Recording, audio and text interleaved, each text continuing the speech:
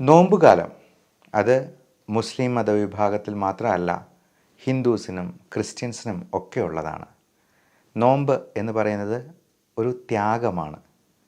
നമ്മുടെ ആഹാരത്തിൽ നല്ല നിയന്ത്രണം വരുത്തി, അല്ലെങ്കിൽ ആഹാരം ഉപേക്ഷിച്ച് പ്രിയമുള്ളതെല്ലാം കുറച്ച് നാളത്തേക്ക് മാറ്റി വെച്ചുകൊണ്ട് ചെയ്യുന്ന ത്യാഗം.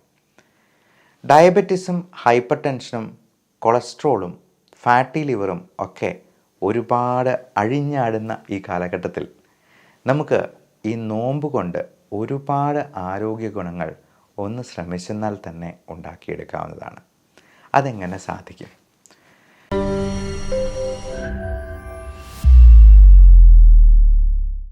ഇതിൽ ഏറ്റവും പ്രധാനപ്പെട്ട ഒരു കാര്യം, നമുക്ക് ഇൻ്റർമിറ്റൻറ്റ് ഫാസ്റ്റിംഗ് അത് പടച്ചനോട് അല്ലെങ്കിൽ ദൈവത്തോട് ചെയ്യുന്ന ഒരു പുണ്യപ്രവൃത്തിയായിട്ട് എടുക്കുകയും ചെയ്യാം. 2, നമുക്ക് ഇൻ്റർമിറ്റൻറ്റ് ഫാസ്റ്റിംഗ് കൃത്യമായിട്ട് എടുക്കുന്നതിലൂടെ വെയിറ്റ് കുറയ്ക്കാം. നമ്മുടെ ഉള്ളിൽ കിടക്കുന്ന അഴുക്കെല്ലാം പുറന്തള്ളാനായിട്ട് ഓട്ടോഫേജി എന്ന് പറയുന്ന ഒരു പ്രതിഭാസം പോലും ഉണ്ട്. ക്യാൻസർ സെൽസിനെ പോലും അതുകൊണ്ട് തന്നെ നശിപ്പിക്കാൻ കഴിയും എന്ന്.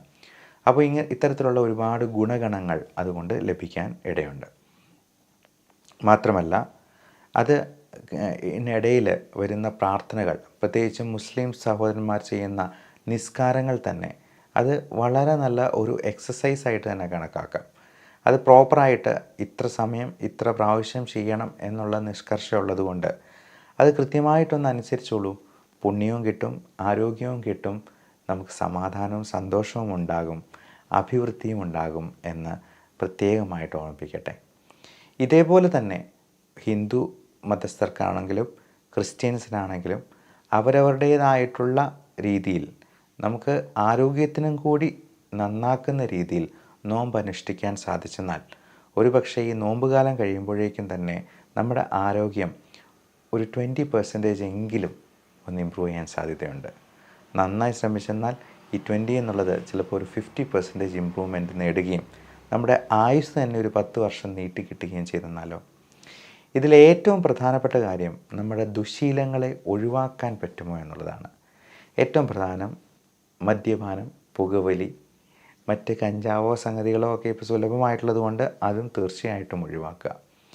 ഇത് ഉപേക്ഷിക്കാൻ പറ്റിയെന്നാൽ തന്നെ നമുക്കുണ്ടാകാവുന്ന അസുഖങ്ങളും പകുതി അങ്ങ് മാറിപ്പോയിക്കോളും എന്നുള്ളതാണ്. അതോടൊപ്പം ചിലർക്ക് മധുരത്തോട് ഭയങ്കരമായ ക്രേവിംഗ് ഉണ്ട്. മധുരം, ബേക്കറി, മൈദ. അപ്പം നമ്മൾ നോമ്പ് മുറിക്കുന്ന സമയത്താണെങ്കിലും ഈ സാധനങ്ങൾ കഴിക്കില്ല എന്ന് സ്വയം ഒരു നിഷ്കർഷം ഉണ്ടാവുക. പകരം എന്താ കഴിക്കുക? നമുക്ക് നല്ല ടേസ്റ്റി ആയിട്ടുള്ള ആരോഗ്യപ്രദമായിട്ടുള്ള മറ്റ് ഭക്ഷണങ്ങൾ കഴിക്കാം. നല്ല സാലഡ്സ്, പച്ചക്കറികൾ കൊണ്ടും വേണമെങ്കിൽ ചിക്കൻ കൊണ്ടും വേണമെങ്കിലും സാലഡ് ഉണ്ടാക്കാം. അപ്പം ഏറ്റവും കൂടുതൽ പ്രോട്ടീൻസ് സപ്ലിമെൻറ്റ് ചെയ്ത് കാർബോഹൈഡ്രേറ്റിൻ്റെ അളവ് പരമാവധി കുറച്ച് നമ്മൾ മധുരം പൂർണ്ണമായിട്ടും ഒഴിവാക്കിക്കൊണ്ട് ഒരു നോമ്പ് തുറ നമുക്ക് പറ്റുമോ എന്നുള്ളത് ആലോചിക്കുക. അതുപോലെ ഭക്ഷണങ്ങൾ ഉണ്ടാക്കുമ്പോഴാണെങ്കിലും ഒത്തിരി നെയ്യും വെണ്ണയും അതുപോലെ ഓയിലും ഒക്കെ ചേർത്ത് ഈ നെയ്ച്ചോറ് പോലുള്ള സംഗതികളോ ബിരിയാണിയൊക്കെ ഉണ്ടാക്കുന്നതിന് പകരം നമുക്ക് നല്ല ഹെൽത്തി ആയിട്ടുള്ള ഡിഷസ് ഉണ്ടാക്കാൻ പറ്റുമോ എന്ന് ആലോചിക്കുക. അതായത് അധികം എണ്ണയൊന്നും ചേർക്കാത്ത കൂടുതൽ പച്ചക്കറികൾ അടങ്ങിയിട്ടുള്ള പല ഭക്ഷണ സാധനങ്ങളും ഒന്ന് ആലോചിച്ചാൽ തന്നെ നമുക്ക് ഉണ്ടാക്കാവുന്നതാണ്. നെയ്ച്ചോറും ബിരിയാണിയും ഒന്നും പാടെ ഉപേക്ഷിച്ച് കളയണമെന്നല്ല, അതൊക്കെ അതിൻ്റെ തന്നെ ഒരു ഭാഗഭാക്കായിട്ടുള്ള കാര്യമാണ്. നോമ്പുതുറ എന്ന് പറയുമ്പോൾ ഞങ്ങളാണെങ്കിലും ഞാനും ഒരു മുസ്ലിം സഹോദരൻ്റെ കൂടെ ആയിരുന്നു MBBS സമയത്ത് മുഴുവൻ. അപ്പോൾ അദ്ദേഹത്തിൻ്റെ വീട്ടിൽ പോയി പോലും നോമ്പുതുറയ്ക്ക് ഞാൻ കൂടിയിട്ടുണ്ട്. അദ്ദേഹത്തിൻ്റെ വൈഫ് ഇപ്പോൾ കളക്ടറാണ്. ചിലപ്പോൾ നിങ്ങൾക്ക് പറഞ്ഞെന്നാലും ഒരുപക്ഷെ അറിഞ്ഞേക്കും.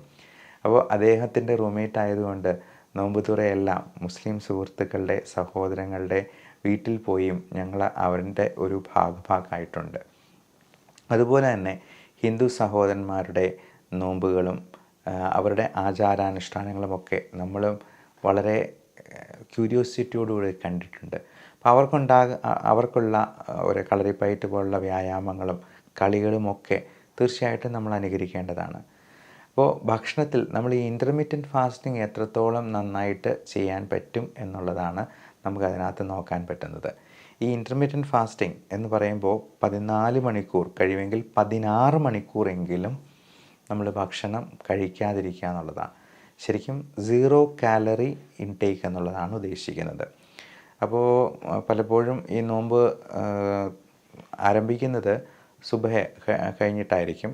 അപ്പോൾ രാവിലെ ഒരു 4:30 ആകുമ്പോഴത്തേക്കും ചെറിയ രീതിയിൽ എന്തെങ്കിലും ഭക്ഷണം കഴിച്ചതിന് ശേഷം ആവശ്യത്തിന് വെള്ളവും കുടിക്കുക, പിന്നീട് അങ്ങോട്ട് ഫാസ്റ്റ് ചെയ്യുക എന്നുള്ളതാണ് അതിൽ ഉദ്ദേശിക്കുന്നത്. അതേപോലെ തന്നെ നോമ്പ് തുറന്നു കഴിഞ്ഞാലും നമ്മൾ ആദ്യമേ തന്നെ ഒത്തിരി പഞ്ചസാര ഇട്ടിട്ടുള്ള കാപ്പി അതുപോലുള്ള പാനീയങ്ങൾ കഴിക്കുന്നതിന് പകരം കുറച്ച് ഫ്രൂട്ട്സിൽ തുടങ്ങുക. അതും ഒത്തിരി മധുരമുള്ള പഴങ്ങളുടെ ജ്യൂസും കാര്യങ്ങളും ഒഴിവാക്കുന്നത് തന്നെയാണ് നല്ലത്. അതുപോലെ ഡയബറ്റിക് ആയിട്ടുള്ള ആൾക്കാർ അവരവരുടെ ഷുഗർ ലെവൽ കൃത്യമായിട്ടൊന്ന് നോക്കി എഴുതി വെക്കണം. അപ്പോൾ നമ്മൾ ബ്ലഡ് ടെസ്റ്റ് ചെയ്യുമ്പോഴത്തേക്കും നോമ്പ് പോകുമോ എന്ന് പേടിക്കുകയൊന്നും വേണ്ട. ബ്ലഡ് ടെസ്റ്റ് ചെയ്യുമ്പോൾ ഒന്നും നമ്മൾ കഴിക്കുന്നില്ല, ഒരു ഡ്രോപ്പ് ബ്ലഡ് മാത്രമേ എടുക്കുന്നുള്ളൂ. അതുകൊണ്ട് ആ നോമ്പ് ദിവസം ഇല്ലാണ്ടായി പോകുന്നൊന്നുമില്ല. അതുകൊണ്ട് അങ്ങനെ പേടിക്കുകയേ വേണ്ട. അപ്പോൾ ഇൻസുലിൻ എടുക്കുന്നവരാണെങ്കിൽ സുബഹ് രാത്രി നോമ്പ് മുറിച്ച് കഴിഞ്ഞിട്ട് ഇങ്ങനെ 2 തരത്തിൽ അത് തിരിക്കുക. കൃത്യമായിട്ട് അതിൻ്റെ ഭക്ഷണവും ഭക്ഷണക്രമവും എടുക്കേണ്ട മരുന്നുകളും നിങ്ങളുടെ ഡോക്ടറോട് നേരത്തെ തന്നെ ചോദിച്ച് ഉറപ്പ് വരുത്തുക. ആ ഭക്ഷണത്തിൻ്റെ ക്വാണ്ടിറ്റിയിലോ മരുന്നിൻ്റെ ക്വാണ്ടിറ്റിയിലോ ഒരു വ്യത്യാസവും എടുക്കാൻ ഇടവരുത്തരുത്. കാരണം അങ്ങനെ വ്യത്യാസപ്പെട്ട് കഴിഞ്ഞാൽ ചിലപ്പോൾ ഷുഗർ കൂടിപ്പോവുകയോ ഷുഗർ കുറഞ്ഞു പോവുകയോ ചെയ്യാനുള്ള സാധ്യതയുണ്ട്. അപ്പോൾ വെള്ളം കുടിക്കാതിരിക്കുന്നത് തീർച്ചയായിട്ടും ഒരു വെല്ലുവിളി തന്നെയാണ്. അത് നമ്മൾ ആദ്യമേ തന്നെ ചെയ്യേണ്ടത് നോമ്പ് മുറിച്ച് കഴിയുമ്പോഴത്തേക്കും നല്ല ശുദ്ധമായ തിളപ്പിച്ചാറിച്ച വെള്ളം കുടിക്കുക എന്നുള്ളതാണ്. അതിൽ വേറെ ഒന്നും ചേർക്കേണ്ട, ജസ്റ്റ് വെള്ളം മാത്രം കുടിക്കുക. അതിനുശേഷം പതുക്കെ സാലഡും ബാക്കി സാധനങ്ങളും കഴിക്കുക. അരിയാഹാരങ്ങളും ധാന്യാഹാരങ്ങളും പരമാവധി തവിടുള്ള തരത്തിലുള്ള അരി ഉപയോഗിക്കുക. പാലക്കാടൻ മട്ട അരി നല്ല തവിടുള്ള അരിയാണ്. അതിൽ തന്നെ കൂടുതലും സാലഡ് എടുക്കുക. നമ്മളൊരു പ്ലേറ്റ് എടുത്തെന്നാൽ ഒരു ചെറിയ പ്ലേറ്റ് എടുക്കുകയാണ് ഏറ്റവും നല്ലത്. വലിയ പ്ലേറ്റ് ആണെങ്കിൽ അത് നിറച്ച് കഴിക്കാനായിട്ട് നമുക്കൊരു ടെൻഡൻസി കൂടും. ചെറിയ പ്ലേറ്റ് എടുത്ത് 1/4 കാർബോഹൈഡ്രേറ്റ്, 1/4 പ്രോട്ടീൻ, ഇറച്ചി, മീൻ, മുട്ട, മുട്ടയുടെ വെള്ള, കാഷ്യൂനട്ട്, ബദാമും ഒക്കെ കഴിക്കാം. 1/4 അധികം മധുരമില്ലാത്ത പഴങ്ങൾ, 1/4 ഗ്രീൻ ലീഫി വെജിറ്റബിൾസ്, പച്ചിലക്കറികൾ, അത് ക്യാബേജ്, മുരിങ്ങയ്ക്ക, ചീര തുടങ്ങിയ സംഗതികളും, ബീട്രൂട്ട്, ആപ്പിൾ, ക്യാരറ്റ്, ഇത് 3ഉം കൂടെ ചേർന്ന് ജ്യൂസ് അടിച്ച് കുടിക്കുന്നതും വളരെ നല്ലതാണ്. അപ്പോൾ ഒന്ന് ശ്രമിച്ചെന്നാൽ ഈ നോമ്പുകാലം കഴിയുമ്പോഴേക്കും നിങ്ങൾക്ക് വെയിറ്റും അല്പം കുറയ്ക്കാൻ പറ്റും. അതുവഴി നിങ്ങളുടെ ജീവിത ശൈലി ക്രമീകരണത്തിലൂടെ ജീവിതശൈലി രോഗങ്ങളും നമുക്ക് പടിക്ക് പുറത്താക്കാനായിട്ട് കഴിഞ്ഞേക്കും. അപ്പോൾ നമ്മുടെ ഉള്ളിലെ മാലിന്യങ്ങൾ എന്ന് പറയുമ്പോൾ നമ്മുടെ മനസ്സിലെ മാലിന്യങ്ങൾ മാത്രമല്ല, ശരീരത്തിൻ്റെ മലിനങ്ങളായ പല രോഗങ്ങളെയും നമുക്ക് പടിക്ക് പുറത്താക്കാനായിട്ട് കഴിയട്ടെ എന്ന് ആശംസിച്ചുകൊണ്ട് നിർത്തുന്നു. Love and regards, doctor Bibin Jose, Pulma medical centre, Pala, Kanjirappally and Sultan Bathery.